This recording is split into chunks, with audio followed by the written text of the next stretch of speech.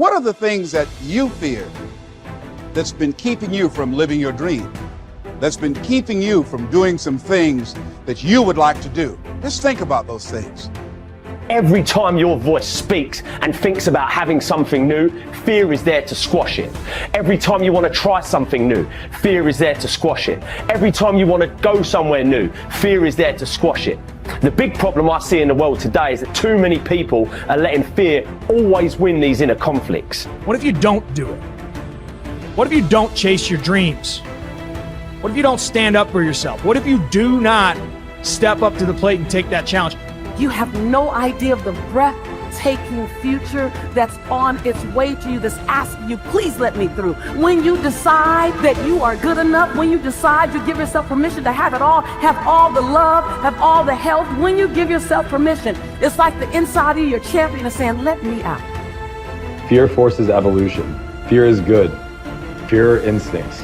Fear is the radar that tells you what you need to do, how to exist, and what's going to keep you alive. Fear can keep you in your comfort zone. It's safe there. You know what to expect, but nothing grows there. Life happens outside the comfort zone. So let's look at how we can begin to take some steps to restructure that fear, to begin to expand our visions of ourselves, to begin to increase our self-esteem. Webster said that self-esteem means confidence and satisfaction in oneself. Look at your life right now. Whatever you've done up to this point in time, your life is working. Whatever you have produced, it came out of you as a result of the kind of person that you have become. You have to be fearless. You have to be completely fearless and have utmost belief in whatever that feeling is inside you. It's all a mindset. It's how bad you want something, and nothing tastes better than when you've earned it. There's no better feeling than when you've earned it. So just start. Stop talking about it. If not now, when? If not you, then who? Listen, someone else is starting right now. As long as you got air in your lungs, you have an opportunity to improve your current situation. So human up. Accept the challenge, change your associations, and soon you will find yourself receiving accolades and congratulations. But first you gotta say I do to the new you and commit to a lifetime of small wins that at times will seem meaningless and pointless. Are you in a position to quit? Or are you in a position to go harder? Are you in a position to go stronger? Are you willing to dig and go as far as you can in your life? Are you willing to suffer? So instead of boxing yourself in and thinking only about all the different ways that something could be bad, could break, could fall to pieces, think about all the things that you could do if you take the action. The most common fears that we experience, which often sabotage all hope for success, are the fears of failure, poverty, and loss of money. These fears cause people to avoid risk of any kind and to reject opportunity when it is presented to them. They are so afraid of failure that they are almost paralyzed when it comes to taking any chances at all. There are many other fears that interfere with our happiness. People fear the loss of love or the loss of their jobs and their financial security. People fear embarrassment or ridicule. People fear rejection and criticism of any kind. People fear the loss of respect or esteem of others. These and many other fears hold us back throughout life. The most common reaction in a fear situation is the attitude of, I can't. This is the fear of failure and loss that stops us from taking action. It is experienced physically, starting in the solar plexus. When people are really afraid, their mouth and throat go dry, their heart starts pounding. Sometimes they breathe shallowly and their stomach churns. Often they feel like getting up and running to the bathroom. These are all physical manifestations of the inhibitive negative habit pattern, which we all experience from time to time. Whenever a person is in the grip of fear, he feels like a deer caught in the headlights of a car. This fear paralyzes action. It often shuts down the brain and causes the individual to revert to the fight or flight reaction. Fear is a terrible emotion that undermines our happiness and can hold us back throughout our lives. Fear makes come true that which one is afraid of. Now, even if it only comes true in the imagination, we must experience the tortures of that which we fear. Tortures often as not worse than those if what we feared actually came to pass physically in our lives. It's why the old line, "A coward dies 1,000 deaths. A brave man dies but once," is really true. Fear makes come true that which one is afraid of. If fear of something is held long enough, it may well bring on that which we fear, but it really doesn't make much difference because experiencing the fear is the same thing. That is, as far as our mind and body are concerned, it's actually happening over and over again, doing its inevitable damage to our physical bodies. Ralph Waldo Emerson said that fear is ignorance.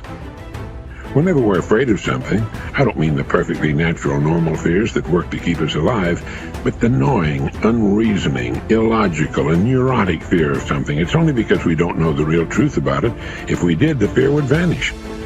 That would include a neurotic fear of death, the fear that we are not liked or loved, and so forth. I think the thing to remember here is that when we fear something, it takes its toll on our mind and body just as if that which we fear had in fact come to pass. And we can bring to pass that which we fear. If you want to change attitudes, start with a change in behavior. In other words, begin to act the part as well as you can of the person you would rather be, the person you most want to become. Gradually, the old fearful person will fade away. Dr. Frankl learned that by controlling his attitude, the concentration camp fell away. His mind was free to roam where he wanted it to roam, think about what he wanted it to think about. It was as free as the birds, freer really, for it could fly to the ends of the earth, to the ends of imagination in an instant. And so can yours. And so can mine.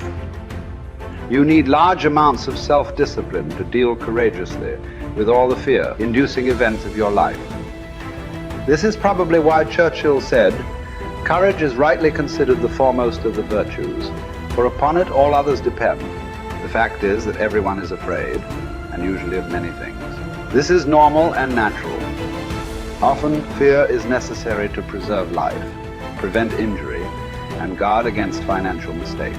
So, if everyone is afraid, what is the difference between the brave person and the coward? The only difference is that the brave person disciplines himself to confront, deal with, and act in spite of the fear. In contrast, the coward allows himself to be dominated and controlled by the fear. Someone once said that with regard to warfare, although it applies to any situation, the difference between the hero and the coward is that the hero sticks in there 5 minutes longer. Fortunately, all fears are learned. No one is born with fears. Fears can therefore be unlearned by practicing self-discipline repeatedly with regard to fear until it goes away. Your ability to confront, deal with, and act in spite of your fears is the key to happiness and success. One of the best exercises you can practice is to identify a person or situation in your life of which you are afraid and resolve to deal with that fear situation immediately. Do not allow it to make you unhappy for another minute. Resolve to confront the situation or person and put the fear behind you. The only way to deal with the fear is to address it head on. Remind yourself that denial is not a river in Egypt. The natural tendency of many people is to deny that they have a problem caused by fear of some kind. They're afraid of confronting it. In turn, it becomes a major source of stress, unhappiness, and psychosomatic illness. Be willing to deal with the situation or person directly. As Shakespeare said, take arms against a sea of troubles, and in so doing, end them. The companion of fear is worry. Like twin sisters, fear and worry go around together. Mark Twain once wrote, "I have worried about a lot of things in life, and most of them never happen." So if you want to do something, if you thought about something you want to do, take it head on. Decide that you're going to start looking at it, start doing research on it, start tackling it, start becoming involved in whatever and wherever it might lead you to begin to explore the possibilities in that particular thing that you're seeking so that you can begin to learn all you can about it. Decide that you're going to face it, that whatever shortcomings you have, that you're going to strengthen yourself there. Whatever training that's required, that you're going to go get that training, that you're going to get started right now. George Washington Carver would say, do what you can, where you are, with what you have, and never be satisfied. S.B. Fuller used to say, and you heard Joe Dudley talk about, always strive to be more than that which you are. Yeah, don't get satisfied with yourself. Always know that wherever you are, you can enjoy more, that you deserve more. But most people, you know what they do? Most people go through life quietly and safely, tiptoeing to an early grave. Find out what it is you want and go after it as if your life depends on it. Why? Because it does.